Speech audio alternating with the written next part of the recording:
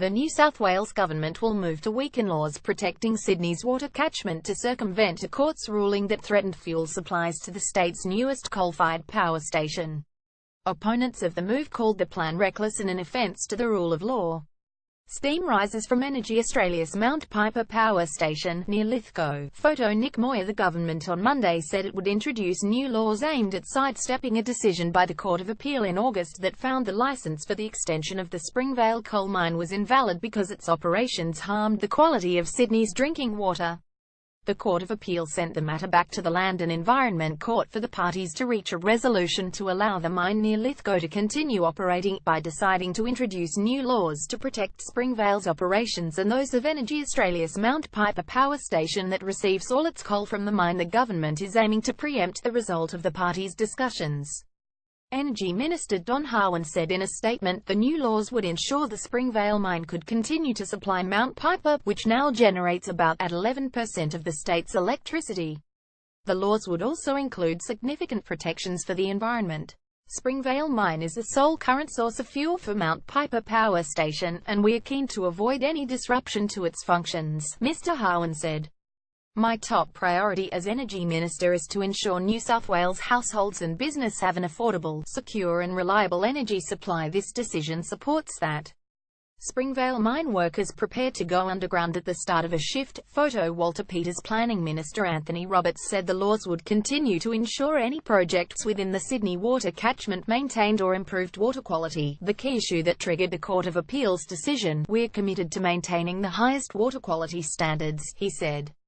That's why the legislation will support the construction of a water treatment plant to eliminate saline discharges from the mine.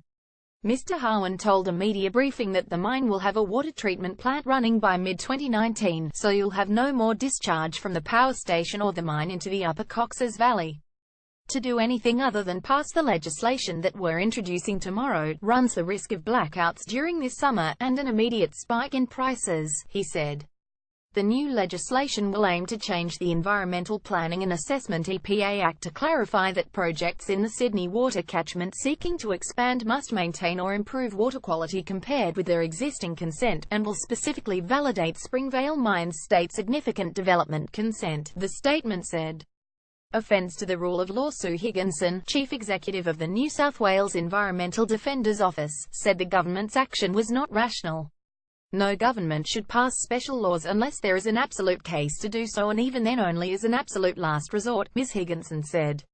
Special laws to validate unlawful acts by the executive is an offence to the rule of law.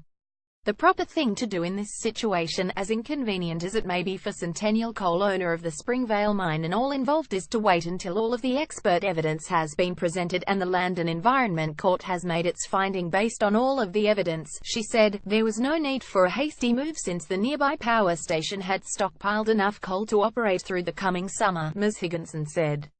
Georgina Woods, a spokeswoman for Lock the Gate, said the government should have let the Land and Environment Court do its job. The mine had not been ordered to close by the court, and had been operating continually since the victory by environmental group for Nature in the Court of Appeal. The Land and Environment Court has a job to do to honour the law that protects the pristine quality of our drinking water from coal mining and other development, Ms. Woods said. Weakening the law for the convenience of a coal mining company that is polluting drinking water is a reckless and unnecessary reaction, she said. Protecting drinking water should be our highest priority.